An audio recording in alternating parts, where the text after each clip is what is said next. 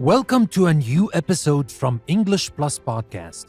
Today's episode is about business English. We will talk about a very important topic, and that is problems at work. Of course, there are a lot of problems at work, and there might be too many to talk about in just one episode.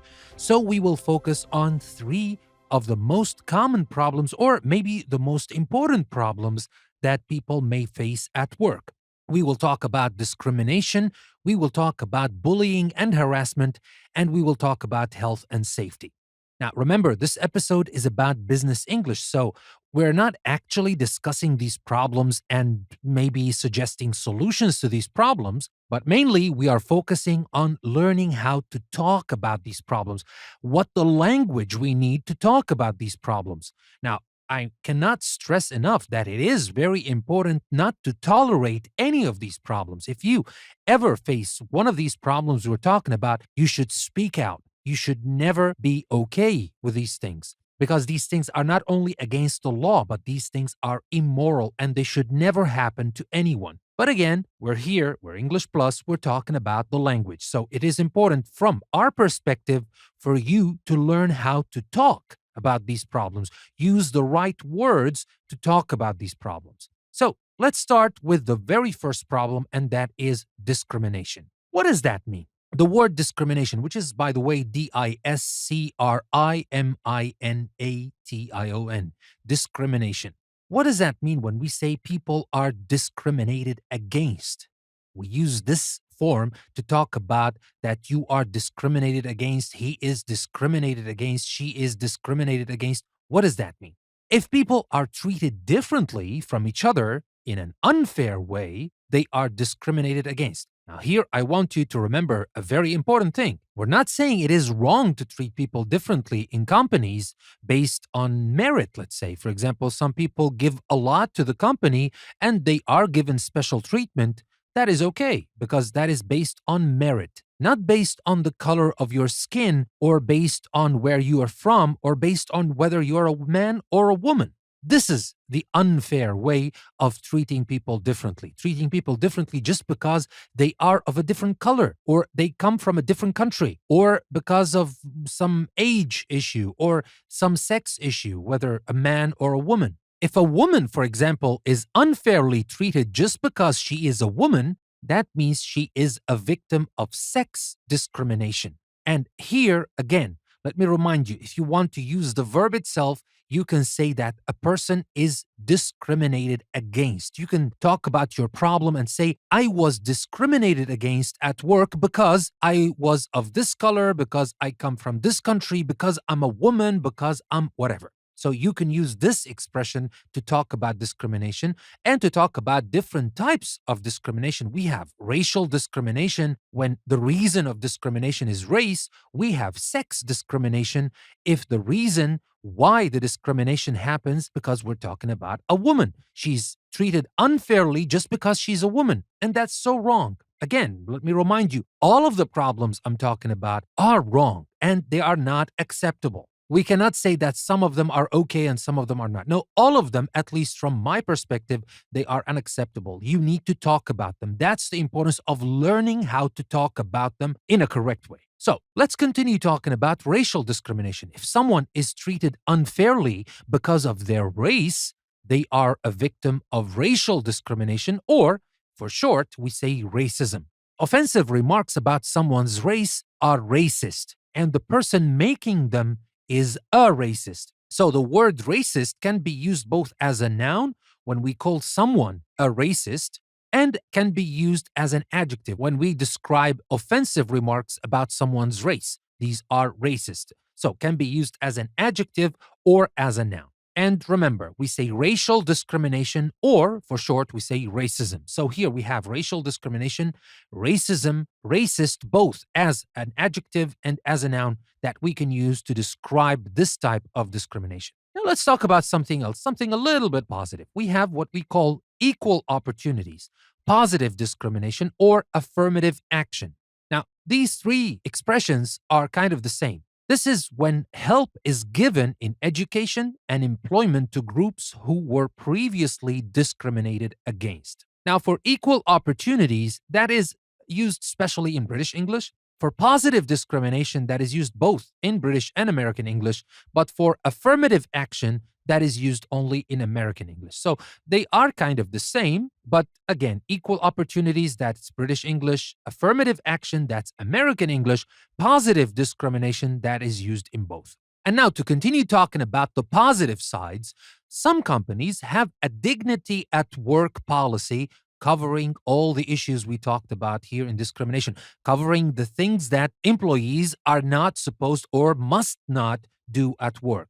That's what we call dignity at work policy. Now, you might be given this policy at the beginning of your employment in a company. So, just in case you don't know that these things are not okay at work, where they're not okay at all, not only at work, but at least at work, this is the place where the company is responsible for the behavior of its employees. So they may have this dignity at work policy. They might give it to new employees so that you have to read these things and know that these things are not tolerable. The company will not tolerate any kind of discrimination. If you happen to take action in anything that has to do with discrimination of any type, you will be fired, for example. So that is the first big problem or the first major problem that we can talk about when it comes to problems at work. What about the second problem? That is bullying and harassment. Well, I'm not saying that bullying and harassment are less serious than discrimination.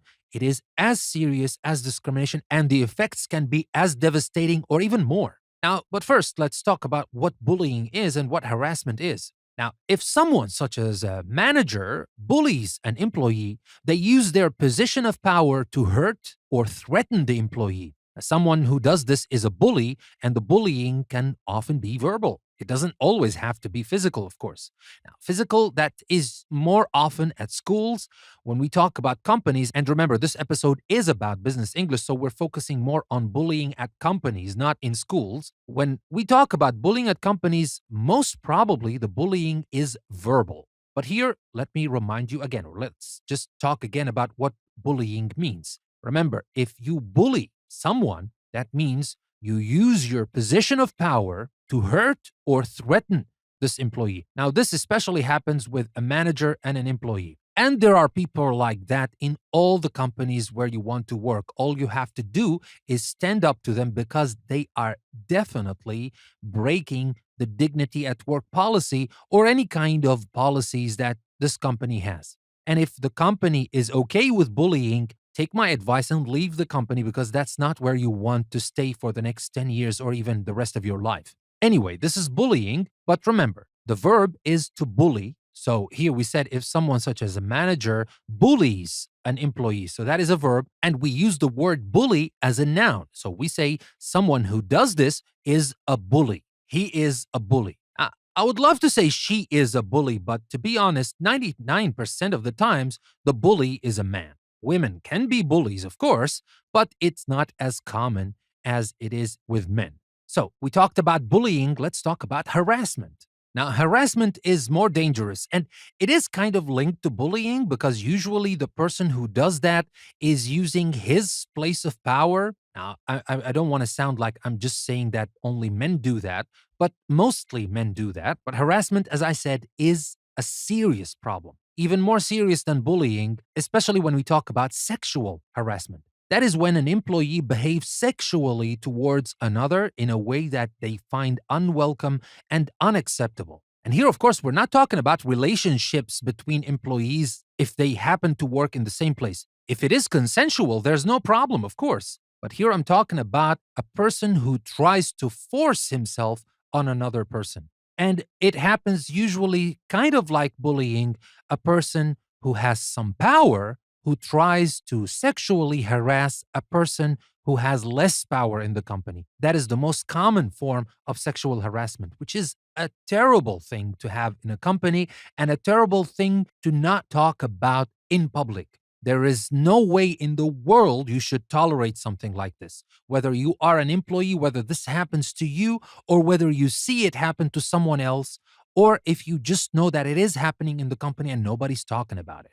I know that might sound a little bit too much, but don't be afraid to lose your job. Lose your job now and don't lose your self-respect in the future. So But again, it's business English, it's English.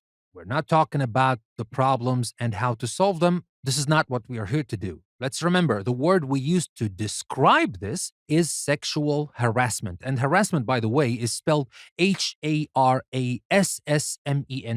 And the verb, if you want to use it as a verb, you use harass. Harass. Now, finally, we come to the last set of problems at work, and these have to do with health and safety. Now, before we talk about these, let me remind you that you can find a link in the description of the episode that will take you to our website, EnglishPlusPodcast.com. You will find the transcript of the episode there, and you will find exercises that will help you improve your English. So take the link and take your English with it to the next level. And there's also another link in the description of the episode that will take you to our Patreon page. I will have to say that this is the only way we can go on. If you really want our podcast to go on and you don't want us to stop for any stupid financial reason, become our patron and help us continue creating episodes for you and for everybody else who's using this. I'm not saying there is a red alert for us yet, but with your support, we hope we never have it. So take the link, go to our Patreon page, and become a patron of English Plus Podcast. Help us create more content and reach more people. Now, let's move back and talk about the last set of problems that I told you about. We talked first about discrimination. We then talked about bullying and harassment. Now, let's talk about the final set of problems. And these problems are related to health and safety. Now, health and safety issues for people at work contribute to a bad working environment. When you have health and safety issues, then the working environment is bad. When you don't have health and safety issues, then you have a good working environment, and you should all aspire to work in a place that has a good working environment, not a bad one. Now, the government sends officials called health and safety inspectors to make sure that factories and offices are safe places to work. They check what companies are doing in areas like passive smoking. This might be a problem. Are you allowing smokers to smoke indoors? And that creates the problem of passive smoking. Others are affected by this smoking. So if your company allows smoking indoors, that is a problem. That's a problem, especially for those who don't smoke. And another common problem that is related to health and safety is repetitive strain injury, or RSI. Now, that happens when you do the same thing over and over and you don't take enough breaks to rest your arms or legs or whatever. Now, maybe that happens a lot with the wrist and fingers, especially with people who type a lot and they don't take a lot of breaks because they're not allowed to. That can cause repetitive strain injury, and that is the responsibility of the company to prevent. They should know exactly how long or the maximum time you should stay doing what you're doing, and then you should take a break not to have this repetitive strain injury or RSI. Other problems that are related to health and safety are dangerous machinery. Now, of course, some machinery are dangerous anyway, because that's the only way things can be done. But is the company taking precautions to protect the employees from the dangerous machinery? Can they do something about it and they're not? So these are the questions the health and safety inspectors ask, or they try to inspect when they go to companies and they see if they have any health and safety issues. Other things they inspect are hazardous substances, dangerous substances. If the company has any of these, and again, it is normal to have hazardous substances in some factories and some businesses, but are all precautions taken to protect the employees from these hazardous substances? That's the question the health and safety inspectors ask. And then we have the fire hazards, the dangers of fire. Do they have all the precautions? Do they have enough fire extinguishers? Do they have a policy or a plan to evacuate the building in case a fire breaks out? Something like that. All these questions are important to know, and these contribute to a good working environment or to a bad working environment. And then we have the problem of heating and air conditioning. Is the place where you work very hot or very cold, or both, depending on the season? Is there air conditioning at all? Or, of course, heating when it is too cold? If there isn't, that also contributes to a bad working environment. And finally, there's the first aid. What if you cut yourself? What if some minor incident happens? Or even a major incident happens, but while you're waiting for the ambulance to come, is there first aid that you can use to help this injured person until help arrives, until real help, the ambulance, the professionals arrive? Is there first aid in the company or not? These are all very important questions health and safety inspectors ask, but it's also your job to ask yourself when you work in a place, if they have these problems, it's not always a sign that you should quit your job. Of course not. But you might ask the management to provide some safety measures. If they refuse to do so, then you can demand it, or you can even file a complaint, or worst case scenario, you should quit your job maybe. Well, I'm not saying that it's easy to quit your job, maybe because I mentioned that a couple of times. I know it's not easy to quit your job, but before even considering quitting your job, you should always think about speaking out loud and demand what's rightfully yours. That is important. And then, of course, there are labor unions or other offices or syndicates you can resort to complain, and they may help you if you have any of these problems. Anyway, to wrap it up, of course, we talked about dangerous machinery, hazardous substances. These can cause industrial accidents. Now, this is a word that I wanted to teach you about: industrial accidents. When something happens to you at work, especially if there are machinery, especially in a factory, we call these industrial accidents. And when these happen, there might be compensation. A compensation can mean money or other benefits that someone receives after an injury caused by a work accident. Now, that being said, that'll be everything I wanted to tell you about when it comes to problems at work. Remember, we talked about bullying, we talked about harassment, discrimination, and health and safety issues or problems at work. I hope you learned something new. The most important thing is not just learning words. I want you to learn how to talk about these things at work, to how to talk about these problems at work. I hope you don't have any of these problems, of course. But if you have a problem like that and you want to talk about it, now you have the words you can use to talk about these problems at work. With that being said, I would like to thank you very much for listening to another episode from English Plus Podcast. This is your host, Danny. I will see you next time.